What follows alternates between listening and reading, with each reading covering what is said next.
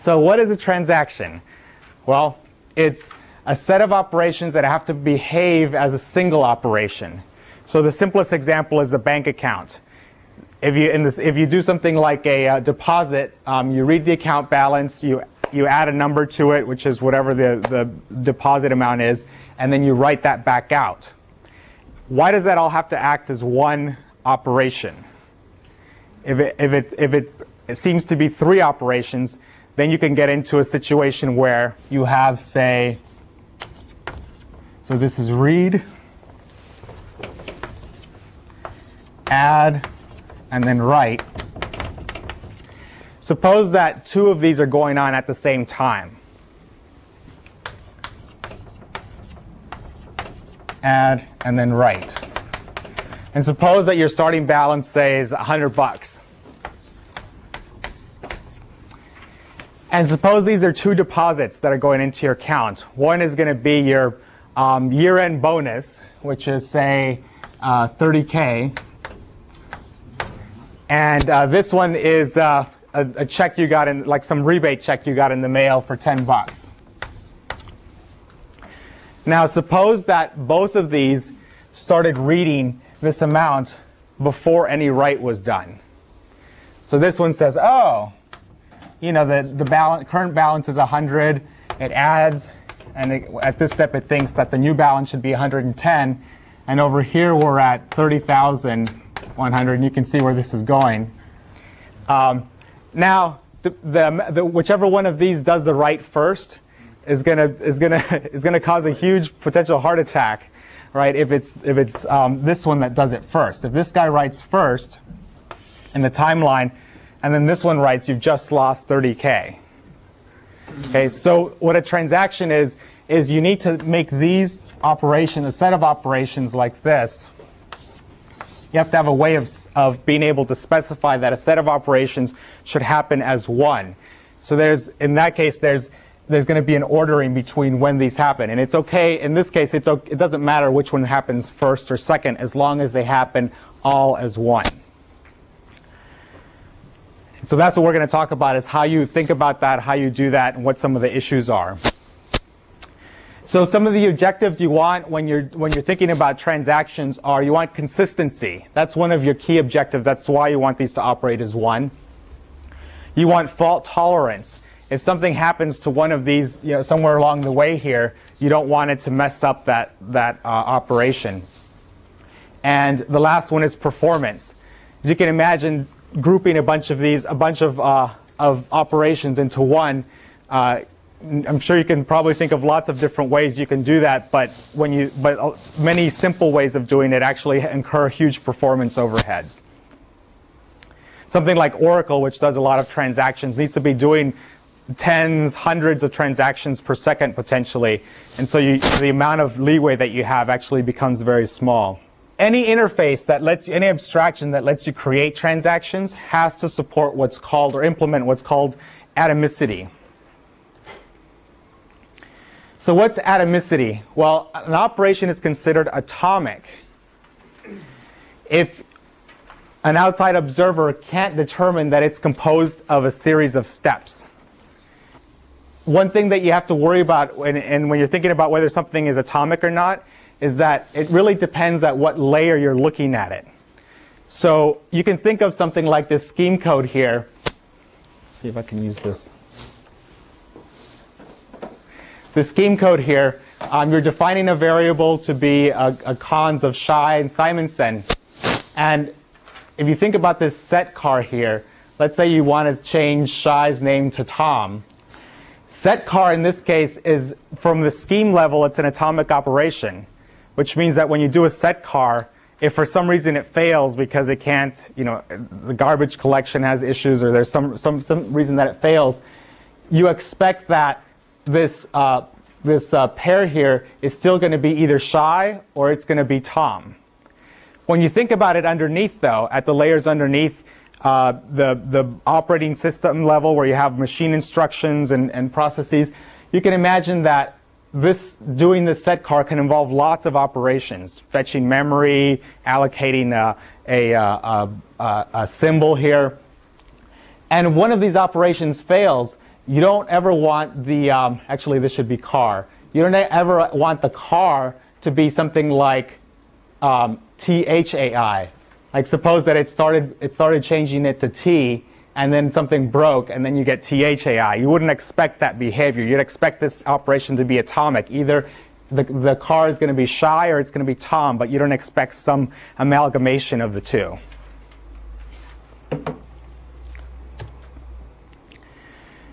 One other notion that we have to think about for transactions is one of being able to recover. So a sequence of steps, recoverability, to be able to recover means that if you do a sequence of steps, that once you initiate them, they either complete or that the whole thing backs out. And what do you mean by back out? Back out means that the effects of any of those steps are not observable. So if you had some big transaction going on here, it was adding this number to that number and changing the balance and so on. If something broke along the way, you want it to either, if it didn't finish, you want it to be able to back out, and any updates or any changes that it did, you want those to be rolled back to the state that they were in before this transaction happened. So this notion of recoverability is something that you're going to have to build into the transaction mechanism. So to make these transactions basically be all or nothing. So it's very much related to add or missing, right? It's very much related to it, but it's very much, yes, it is very much related. But you can have something that's recoverable that's not necessarily atomic. That's why I bring in this notion of recoverability. So something like, I mean, think about, here's a couple examples. A recoverable action, just something every day. If you go and charge your credit card and buy an appliance somewhere at Walmart, you can go back and return it. And in fact, do you guys have a leach mirror anywhere near your leach mirror? There used to be a leach mirror over here at the mall, and they had this policy that they would return, they would take anything as a return. And this was actually quite abused by many MIT students who would take home these honkin' stereos for 30 days and then just return them. And the reason they could do that is because that charge on their credit card was a recoverable action, unlike some other types of actions. So something like, these are kind of Humpty Dumpty type actions. If you break an egg, that's an unrecoverable action. If you burn a document, same thing there. And an interesting one is when you dispense cash. Like imagine that there was the ATMs, clicks and opens up the thing to put the cash out. Once you do that, if you close it back again real quick, that's no guarantee that cash is all going to be there. Someone could have swiped it, and so this is an instance of an unrecoverable action. If you try to put that type of action inside some kind of transaction like this, it's something that's going to be very hard to roll back, because especially if someone else has the money. So let's think about something where you can have atomic recoverable file system. And here's an example, which is file logging. This type of technique has been around for quite a while, and so this is a generic version of it. And here what we want to do is, imagine that our goal was to make disk writes appear to be atomic with respect to system failures.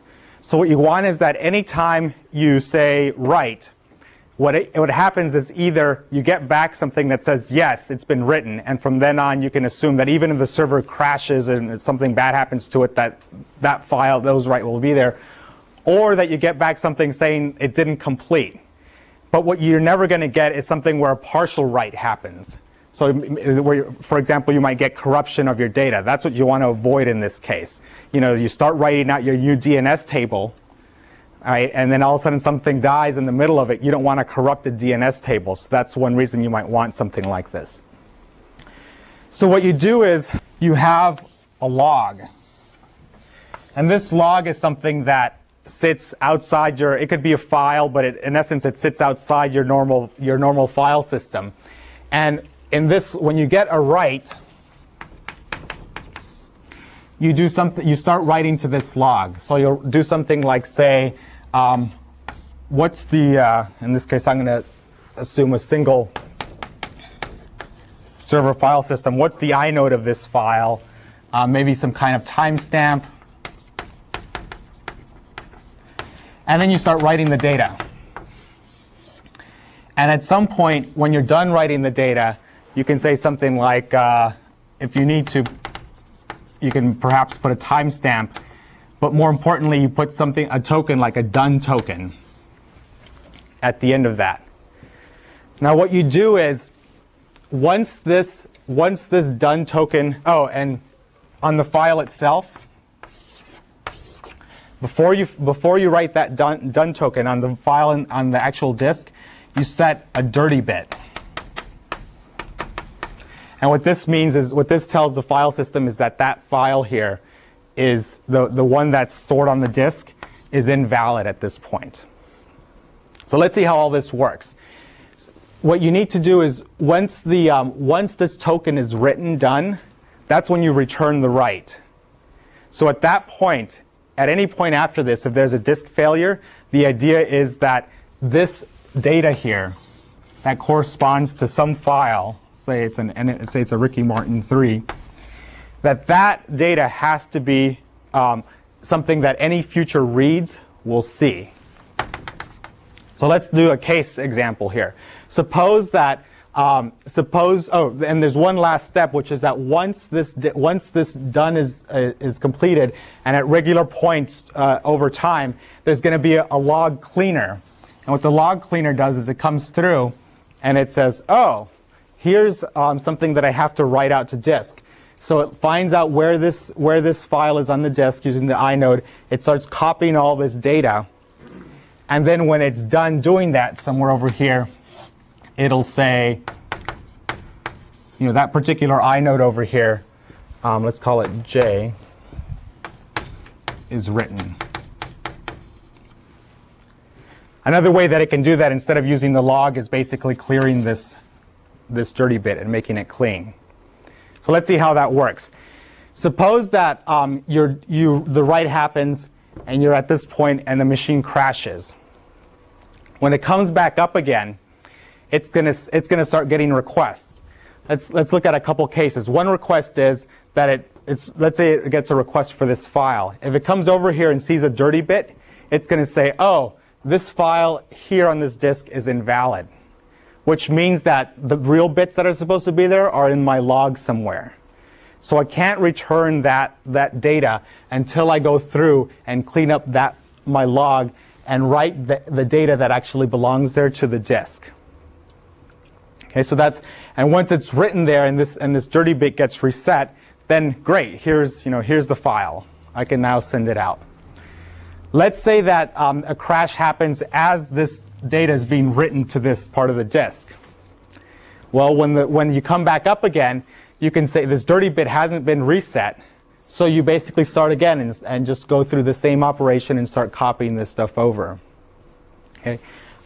This here is somewhat of an optimization in the sense that if you crash after you finish writing the last byte and you haven't cleared the dirty bit, if you see something like this message here, you can say, well, I've already written, so I can just clear the dirty bit and not have to do this write. But I mean, in either case, and that also helps you trim this log, because once you see something like this, you can basically throw all this away. Yes? What's the benefit of writing this to log? Because we could still have a crash during the write to log phase. Yeah. So essentially, we're just inserting an additional write in between. But in Well, that case, go ahead. In that case, the old file will still be there intact. That's right. But We'll lose our new data, but we won't have corrupted our old data. Well, we won't have corrupted our new data either.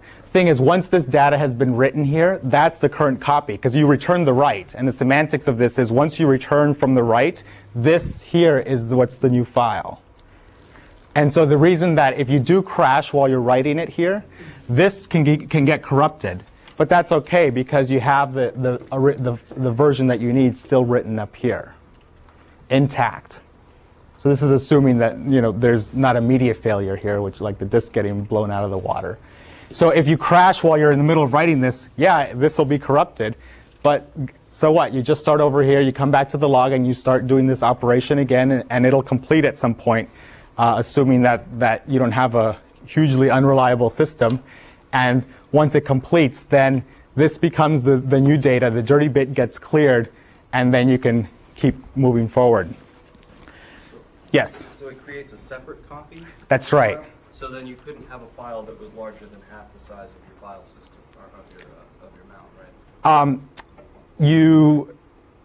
Yeah, I mean, it depends on how much. I mean, there's different ways you might be able to encode this, so you can compress it, and so it depends on the information theory that you have around how you manage this. And in fact, there's in one of the papers, the System R paper, which you'll be reading, they talk about how you can do. They have some form of logging, and you can use exclusive or you can use exclusive OR to try to minimize the amount of storage that you use.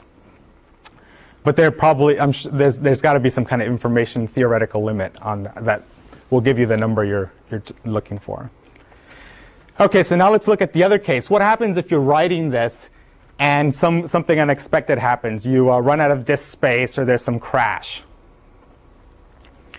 Well, this write here then is going to either return something, an exception, or if you have a timeout associated with it that's observed by the server, it's going to time out and you're going to say, this thing wasn't written. And at that point, because this done token was never put here, and because this dirty bit was never set, then you get back to the point where the original file that was there is not going to be corrupted because you never started writing anything to it. And this becomes an all or nothing type of operation. Two parts. One is when it's writing to the buffer, in which case you still have the old copy, so that's okay. And one is when you have that new copy written, but it's interrupted as it's writing to the disk. In which case, the old thing is corrupted, but it doesn't matter because you have the newest copy intact. Right. Okay. Right. So this is the case-based analysis is a useful tool for doing this kind of failure analysis, because you can think where are the points where a failure is actually, I can differentiate between failures, and one is before this done is written, one is between this done and the time that this file starts getting overwritten, and the third one is while this file is being written with the new data. And as you can see, because by using our log here and something like a dirty bit, you can ensure that subsequent reads after you've done a write that's returned successfully, subsequent reads will either block on this operation or will return this piece if it's once the log has been cleaned up and written. So now we have something using this type of scheme. We have something that allows us to have an all or nothing write. So this is great if for critical data like these DNS tables or something where it'd be a complete disaster if you had a partial write. And if anyone who's played with Unix long enough knows that there are plenty of times when you get these partial writes and you can get hosed, especially if you have some kind of write behind caching. So given this example, let's start pulling together what the interface has to be for you to do something like this here, a transaction like this. You typically have a begin and an end transaction. This would be in your code. And these two denote the sequence of instructions or the sequence of operations that you want to transactionalize. Now, within this code, you can have an abort or a commit. And what abort means is back out of this transaction, which means restore the state. Any changes that I made, restore the state back to what it was before I started this transaction. And if you say commit, it says basically, commit any changes that I've made so that they actually can be observed by someone from the outside, and that usually means you're done with your transaction. So you'll see in databases, they use these types of things. You'll see in the System R paper that you'll read, they have actually a couple other things that you can do along the way. But this is the basics. If you understand this, then the rest of it are natural extensions of this basic concept. But I just wanted to go through an example here so we can really look at a transaction and examine different pieces of it. So one thing that you'll notice here is this. Imagine this is an ATM and you're implementing a withdraw function. And you want to make the withdraw function atomic so that when you're taking money out of someone's, so you don't get this example here where you're sucking money out of somebody's account and you can get the wrong balance. being put into someone's account because there's one central bank and there can be multiple, either ATMs or ACH clearinghouse or other type of transactions going on. So the first thing that you see here that we do is we open up the account and we give it some kind of account ID. Maybe this is your account number, some kind of certificate which probably authenticates you as an ATM, probably has the PIN number in it if you didn't already verify it, and then some timeout. And here's an example of something of a case when you would want to abort. Suppose that you're expecting back as a token, which is some kind of ID that lets you then communicate through that account. And the example here, if that ends up coming back as 0, it basically means for some reason you couldn't open that account or you couldn't access that account. So maybe someone else was accessing it, maybe the bank was having some issues, but for whatever reason you can't do that. And so here you just abort. You really haven't done anything at this point. You haven't made any real changes, but this is how you abort out of this transaction. And you come back, there's probably some code that says, tell the user, you couldn't access their bank. What's that?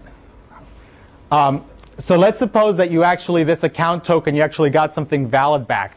Well, the next thing you want to do is read what that current balance is. So now you're in part of the transaction. And the next thing is to set the new balance to be the old balance minus the amount, which is how much you want to withdraw. Now in this case, we have another instance where we might want to abort, which is, what if this new balance is less than 0? So someone's doing an overdraft situation. Well, close the account up so that someone else can handle it. Abort, and then return some exception. So in this case, we still haven't made any changes that we would want to roll back and abort. Here, and there's some other operations that I'm going to talk about being able to add in here. So here's our first update operation, which is we're going to set the balance to the new balance, which is what we've computed up here. We're going to close the account, and then we're going to commit that set balance. Now, one thing you can imagine is, what if this set balance failed for some reason? It timed out, or you got some error back. At that point, you might also want to abort the transaction, in which case you would include some code like this that does an error check under this set balance. And if you did that, then when you aborted, then if the set balance had actually succeeded, the semantics of this would be that the abort would roll it back to the balance back to whatever value it was before this transaction started. Notice here that this dispense cash is something that's outside of the transaction. Why is it outside of the transaction? Shouldn't it be in there?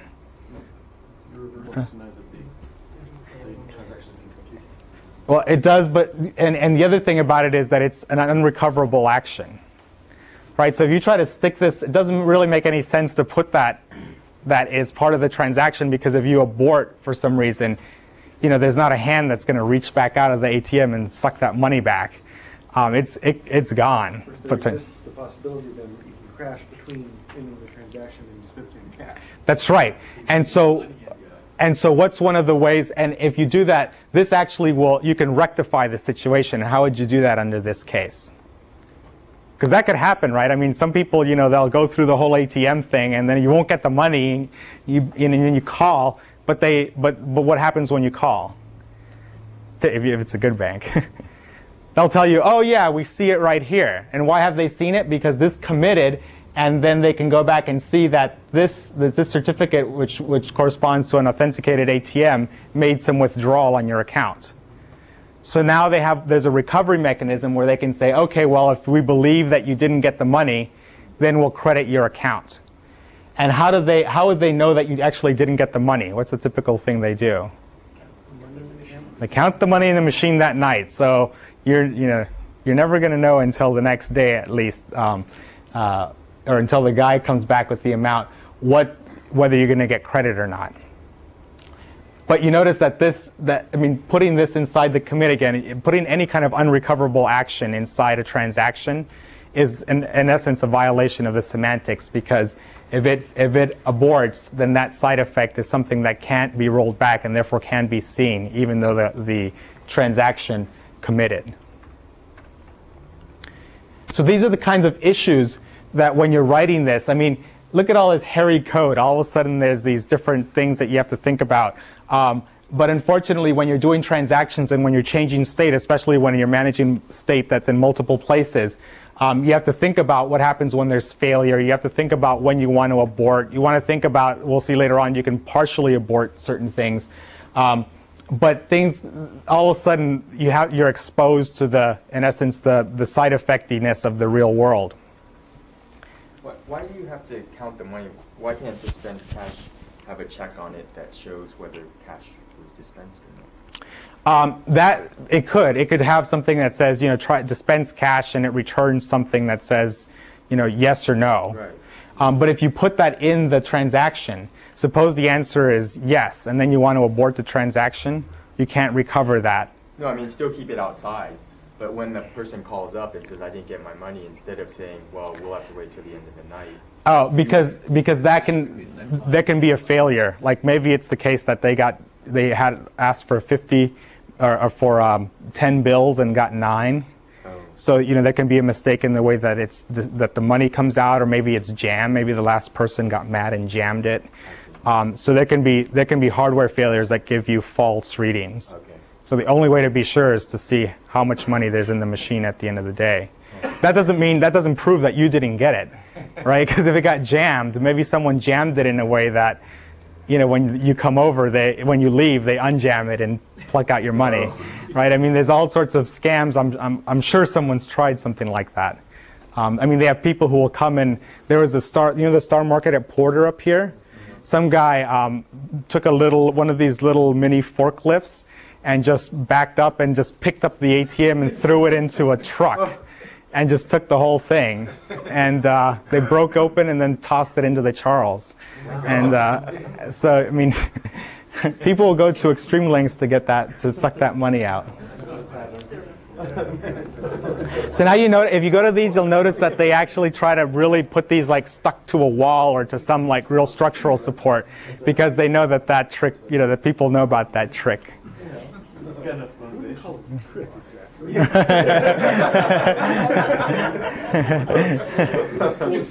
Sneaky. Yeah, they did it in the wee hours. That's right. Actually, I think they did use some kind of sledgehammer. So there's a couple things that I glossed over here that are really important, that are implicit in the example before.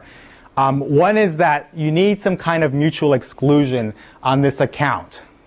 So yesterday we talked about being able to access one resource at a time, by one process at a time. And so the kinds of techniques we talked about yesterday for mutual exclusion are ones that you could use here. And in particular, in this case, we want a form of mutual exclusion that doesn't allow reads or writes.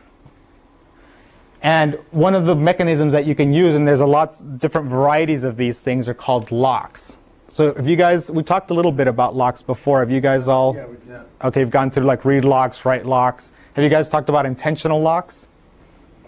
Not inside Okay, the there's some in the text. You'll see this thing about intentional locks. Intentional locks are a way to optimize the granularity of what you're locking. So if you have something like one bank account, you might not be too concerned about the granularity, because there's probably not going to be a lot of competing resources. But suppose that you want to update something that's bigger, like the bank's entire system, set of bank accounts, or a subset of them. Then you might have some way of then you might want a bit more of a granular way of locking only what you're going to use, and still allowing other people to access that information if the transaction you're running is one that allows it. And there's examples of this in the book, but I just wanted to bring this intentional locking up because it's a great technique for increasing performance. So this is the mutual exclusion is basically one of the huge bottlenecks in any kind of transaction system like this. You need to, if you think about Oracle, where you have these big old tables, the guy was talking about these search tables and all. I'm sure what did he say how big they were? Did he talk about size? Some of these can be millions of lines long. right? And when you do an operation on a table that's millions of rows long, you don't want to lock the whole table if all you're going to do is modify one row or a subset of rows. And this problem gets exacerbated, as we'll see tomorrow, when you have a distributed type of resource. The other thing that you need here is a sense of ordering. So for example, if you do a write, as in the previous example, let's see. So we do the set balance. If we do a set balance and commit, just like in the case over here, we may have some mechanism that where this commit is logged in some way and hasn't quite yet gotten to its final resting place. No matter what the mechanism is that you do, once you give back this commit, you need to make sure that any subsequent accesses to that resource, so for example, another read type balance, will see the effects of that previous commit. Yes? Why would you not put like a test to read the balance before you end the transaction? Like an internal check. Before you end the transaction? Right. Well, once you set the, you could do that. You could say, you mean in this code here? Yeah. Like say you set the balance and then after that you read the balance just to make sure it was that the set actually. Right. Yeah, you could do that. If the set depends on how the set is implemented. If it's an unreliable set, you might want to read it back just to be sure. But if you have some semantics such that you say the set will, if it returns successfully, that means that it actually was set. Like in this case over here, like if the set you were doing was something like a bank account and you get the set returns successfully once this is done here, and then when the commit happens, you get some kind of commit over here to make sure that gets written. Then you don't necessarily have to read it. Okay, so the more usually you put the test in the set then to make sure it got done right. Is sort of the more usual way to do it. Or the test actually, or the consistency check gets done at the next layer down in that case. Yeah, and so I mean it depends. I can imagine, you implementing writes in a very different way that like you said, especially if there's unreliability and maybe I don't know. I mean, sure, there's circumstances. There's always some kind of circumstance that people would want to implement some of these differently. Yes. If the set balance does the error checking? That's right. If the set balance does some kind of error checking and it fails, then you got to catch it. And it may be the case that you try again. Like maybe you have a loop that says try it 3 times, and if it doesn't, then abort. Or the other thing that in the ATM example that some of these ATMs started doing is if they couldn't set the balance for whatever reason, they would actually write a local record to their local log. Maybe they print something out as further backup, but they'll locally log that, and they'll still give you the money. And at that point, they have a couple assurances that they're going to that they're actually going to be able to get their money. One is that they've already done this read balance, and the other one is that these banks have agreements that they'll honor things like this between each other, so that customers don't get upset when they can't access their money.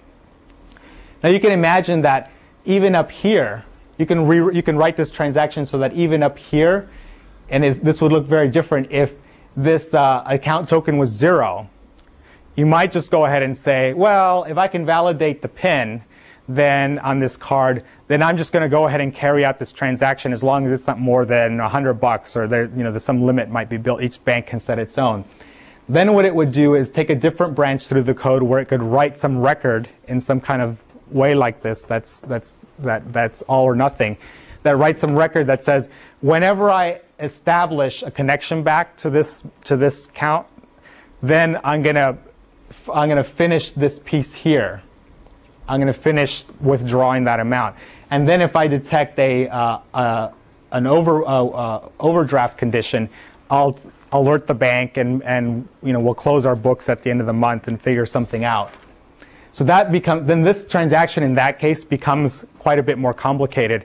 If you want to practice doing transactions, I would suggest that this is a perfect example to use, is something where there can be a failure mode from the link from the ATM to the server. Try writing out what the code would be and show it to your TAs or show it to me, and go through it and ask them if this is covering all the right cases, and if you're using the aborts and the commits at the right point. Okay, so we talked about this. So locking.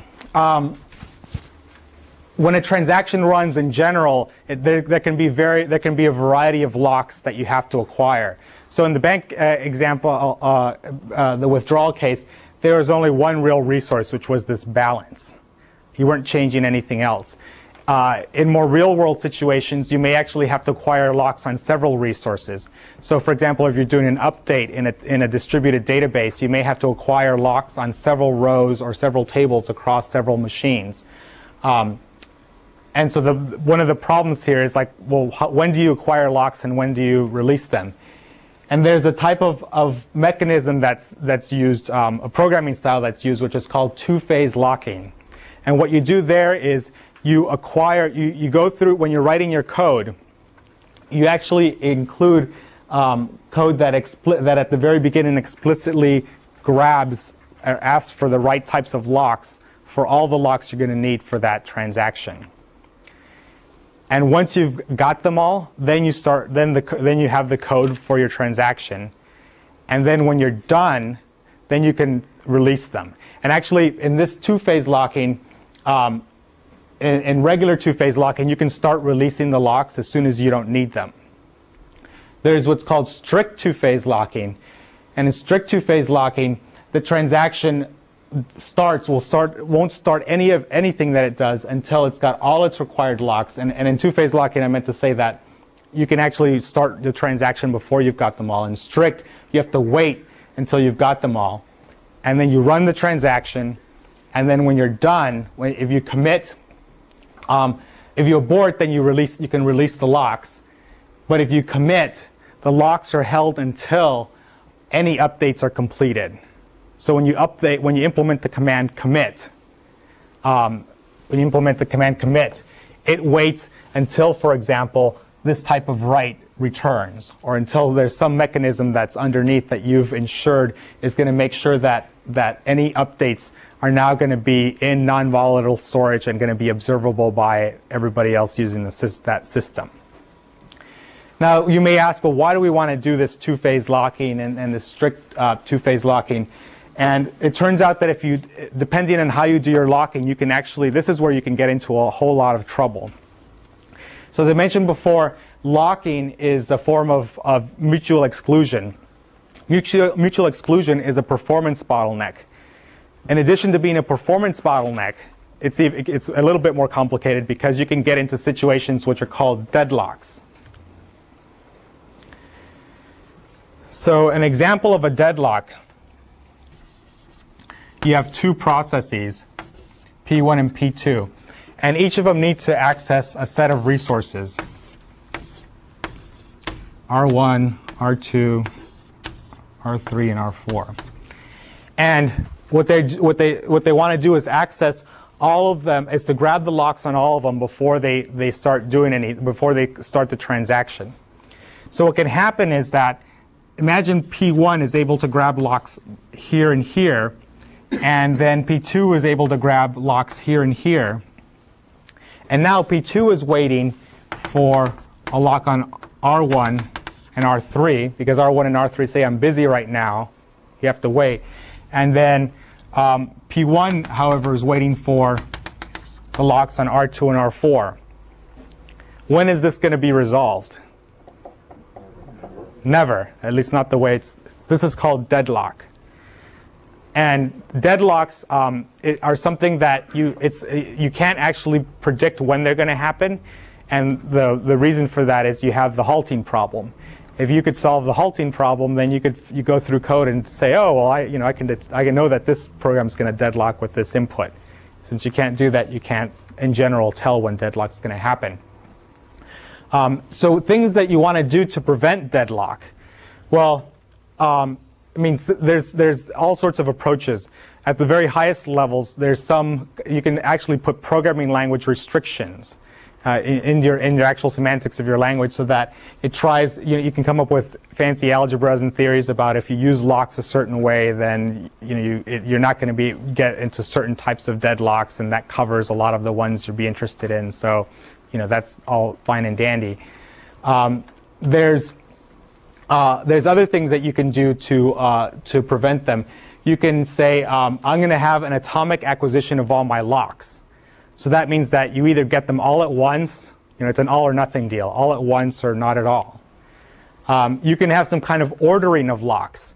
Remember the algorithm we talked about with coordination, where we said if P1 has higher priority than P2 in this case, and so in this case we're using priorities or order, that when P1 asks R2, it's going to say, oh, well, I told P2 he could have it, but since this guy has higher priority, I'll let him have it. And then over here, the same thing could happen over here, and then this guy could run. In that case, you need to have another communication here before you, as we saw before you can run. The problem you start getting into when you start using these kinds of prevention techniques is they typically tend to have a huge performance impact. I mean, in this case, you have to be running around with all these messages, and in the worst case, there's lots of messages that take a lot of time. And so, in terms of if you want to do X transactions per second, the bottleneck could very well be how much time it's going to take you to grab all these locks, because all of a sudden these round trip times are getting in your way, and that can severely limit. That can knock you down several orders of magnitude from hundreds of transactions per second to dozens or maybe less than that. That's bad. You want to be able to have hundreds of transactions per second, or someone like Oracle is going to be very unhappy, or Larry's going to be very unhappy. So what are some of the other approaches that people use? Suppose you're in the case where P1 and P2 are deadlocked. What you can do is set timeouts. And you can say, oh, well, if we're both deadlocked, then we're going to set a counter. And when we're trying to acquire locks, and if the timer runs out, then we're just going to give up our locks and then try again. So what system have we talked about before that has that exact same approach to acquiring a shared resource? Ethernet. Perfect. Ethernet. On the Ethernet, you have the cable. You end up having to sort of pulse the line and say, everybody, go away. Now, so what's suppose that we were in this situation here and we just had the same, suppose P1 and P2 had timeouts and they had the same timeouts. What's going to happen when they try again? Pretty much the same thing. If the network delays here are similar, I mean, even if they're not, you can get into if there's the more of these resources there are, the more the likelihood that P1 will grab some and P2 will grab some. And then what happens? Well, the timeout runs out and then they try again. This is what's called Livelock. So you don't have deadlock because they're not just sitting there doing nothing. You have processes that keep doing things. You see activity in the system. But the problem is that they're not making any progress because they're not being able to acquire all the locks. So be careful about using timeouts. How does Ethernet address this issue? Exponential backoff. So what they do is they have that algorithm where each one adds a random amount of time, and the more times they time out, they exponentially increase the amount of time. So that and you can read in the paper, and they do some analysis of how much time they expect depending on how loaded the system is. You can probably do a very similar type of analysis here with maybe it's a little bit more complex because there's more resources here. So the main issue here is when you're using locks, it gets even a little bit messier because you have to really think about deadlock. And you have to have some way of trying to get around it. And if your system uses any kind of mutual exclusion, any kind of locking, if you don't address that issue, you're going to get nailed. So especially for the proposals that you're doing, make sure that you understand where there may be deadlock and look for points where you have mutual exclusion, where you may need atomicity, and make sure that you have some deadlock scheme, some way of getting around deadlocks. Finally, nested transactions. So here we had a very simple type of transaction, and in fact this kind of thing works well if you don't have a lot of instructions and you're running on one processor. One of the paradigms that's used is what's called nested transactions. So what you have here is someone starts a transaction, some coordinator, and says, okay, for this transaction I'm going to have, it's going to involve several sub-transactions. So an example of that is, suppose you're doing a transfer in a bank. So in a transfer in a bank, what do? Well, you're withdrawing from one account and you're depositing into another account. And why do you want that to be a transaction? Otherwise, you could have money debited but not credited, or vice versa. Right, exactly. So you want this to be, you want atomicity, and you want recoverability from that, all or nothing. So it'd be great if you in a normal, in the system we used here before, you would have a withdrawal and then a deposit all in one. But guess what? That if you extend that out to lots of different types of what in essence are nested transactions, then you can get into some kind of performance bottlenecks. The code doesn't look as pretty. So instead, what you can use if your system supports it or if you've implemented it are nested transactions. So what the coordinator does is it sends out two different transactions out for someone else to run. So in this case, imagine that the data for one account, this can be different banks. Suppose the coordinator says, I want to grab money from this person's account at Wells Fargo and put it into this one over at the Mumble Credit Union. Right? It could send these out in parallel, and then these nested transactions can run. And what they do is, instead of committing when they're done, if they're successful, you have something that's called a provisional commit. Now, why can't these nested transactions just commit when they're done? Well, because you could have managed the Wells Fargo without managing the Mumble.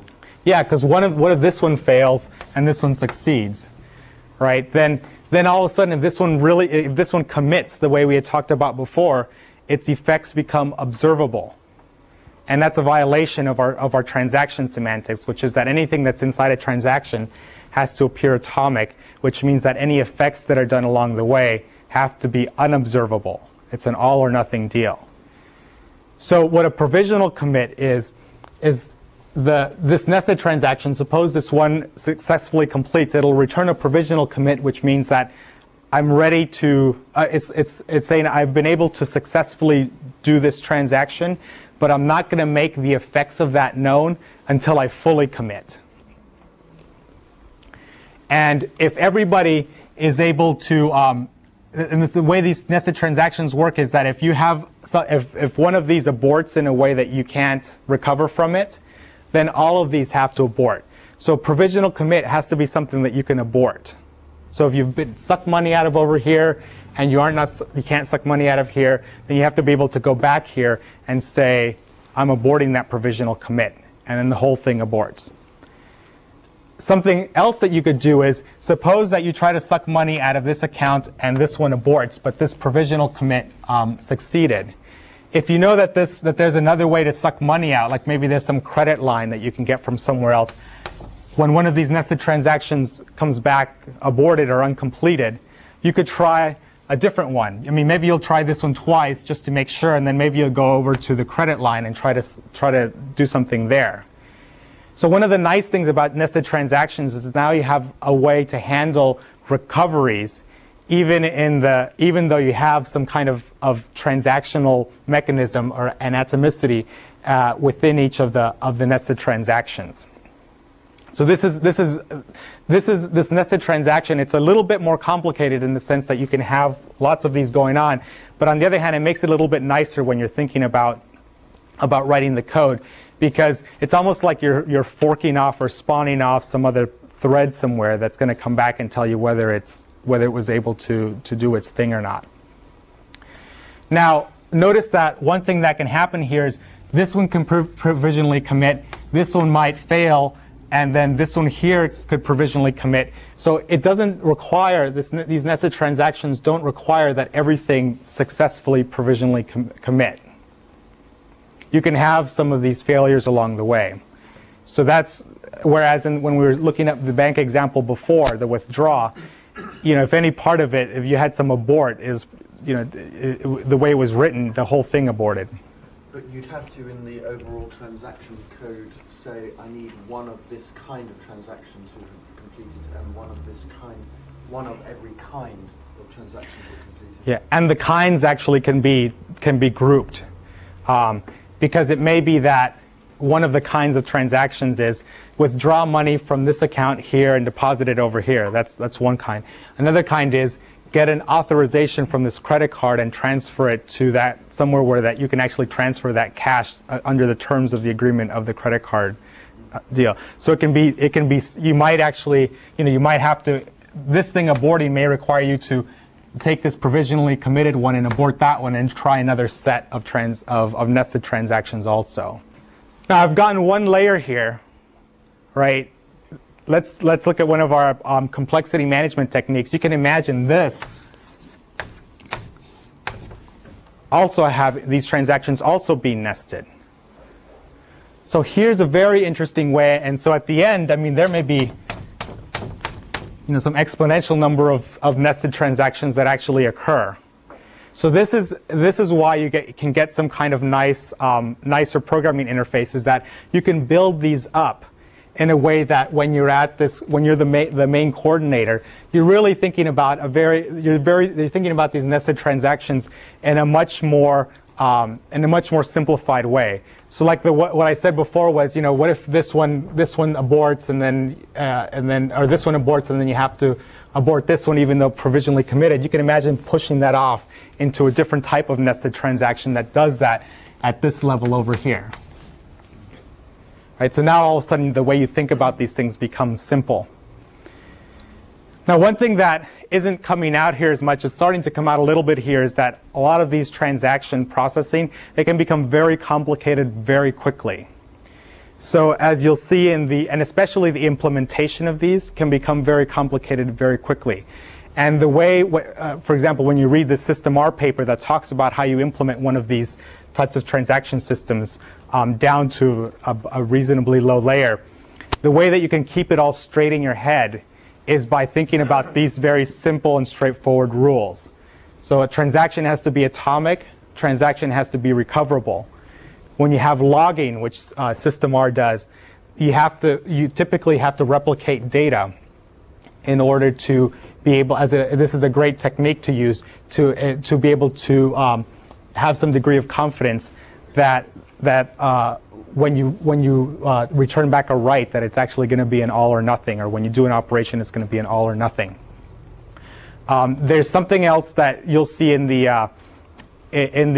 types of systems.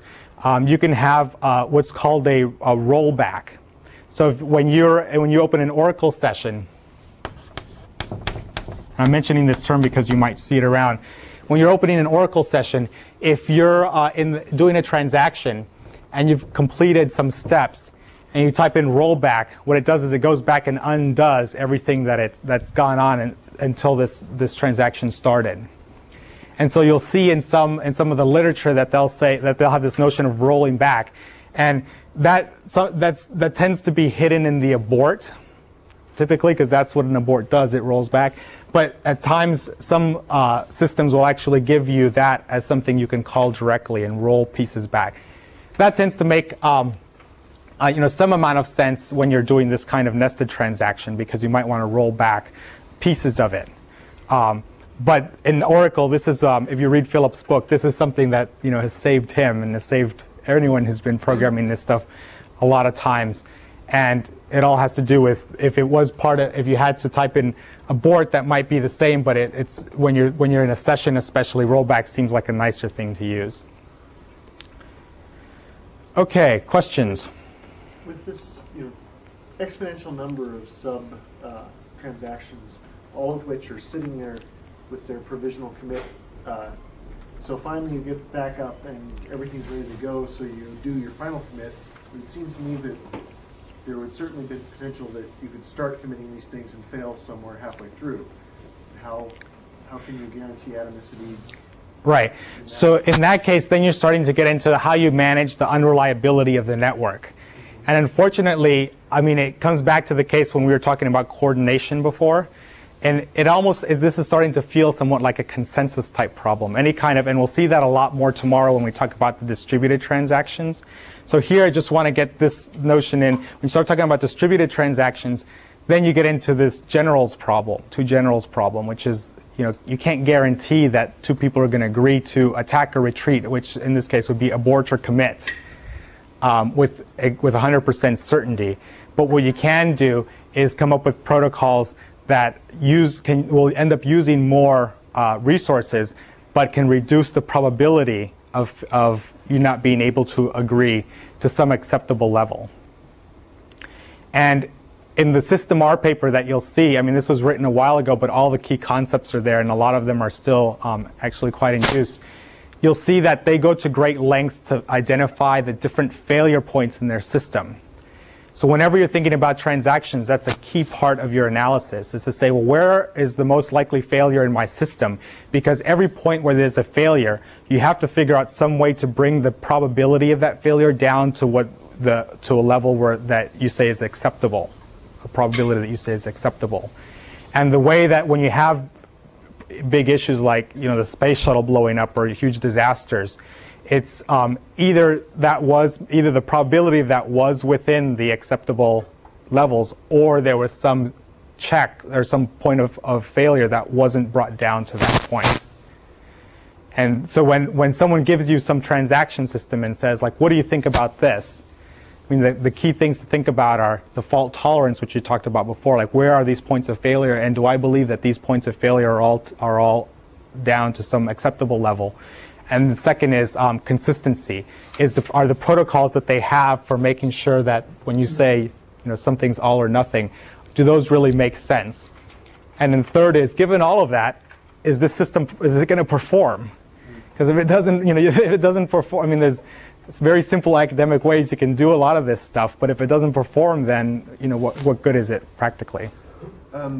I guess the advantage of nested transactions and exponential type situations, though, is that let's say you could have a 10% possibility of failure at every level, but your chances of completing a wrong transaction if you have 5 layers would be, 0.1. So chances of one of these of having an error down here. Performance problems in that you might kind of abort quite a lot, but your chances of writing a wrong transaction are get exponentially smaller.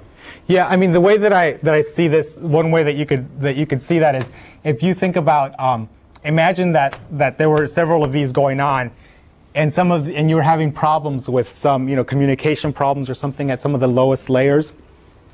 Imagine that at these lowest layers, like you were mentioning before, there's a different thing you could try or a different way that you could try. So one thing doesn't work, let's try another one. Then that means that these can all be happening in parallel as long as they're not accessing the same resources. So you get performance out of that way, and they're only going to affect the local, so the granularity is much more reduced, instead of if you were doing some big transaction, it might be quite complicated and it might affect the system in a more global way. One thing that you should look at in the book to make sure you understand this nested transaction is they talk about locking, and there's a different locking scheme, there's different locking mechanisms, different locking semantics that you would use for the nested transactions. So if you think you really understand this, be sure to go in and make sure you understand the locking, and if you understand those two, then you'll get what this nested transactions, what this is like. Now this is going to be the focus of tomorrow, because tomorrow we're talking about distributed transactions. And so, as you can imagine, this is a great way to distribute the transactions. But I want to make sure that you guys all understand at this level very clearly, because things start getting very hairy as soon as you start distributing these out. So please do take the time to suck this information in. I just want to clarify when you talked about the sub-levels or the how it nests out. When you have a withdrawal and then from this bank and deposit into this bank, the next sub-level of the withdrawal is this begin, abort, commit. That's what you mean by the... At some layer, it's going to get down to this single process doing this begin, abort, commit type stuff at the simplest, at the lowest layers, at the leaves of this tree. Well, what else would it... You branched off in 2 directions there. Right. So you have this provisional commit here, like the provisional commit. when you're doing these nested transactions, this notion of provisional commit comes in. But once you're down at the lowest layer and you're not nesting anymore, then really this provisional commit it becomes something that you don't use. You just use this type of semantics at the lowest layer, at the leaves. And the idea is that if you divide this transaction up right, then it's going to be very short, fast, quick transactions, nested transactions that happen at the leaves. Just boom, boom, boom, boom, boom. As opposed to over here, we have one thread running this big old thing, and there's very little parallelism and very little the locking becomes more complicated. So if you imagine the locking in essence starts propagating from out here, and it propagates through these trees, and that's one thing you'll see in the book. It propagates through these trees because things that are locked at the lowest layers here, in a sense, the parents will be able to access those resources also, depending on what the children end up doing.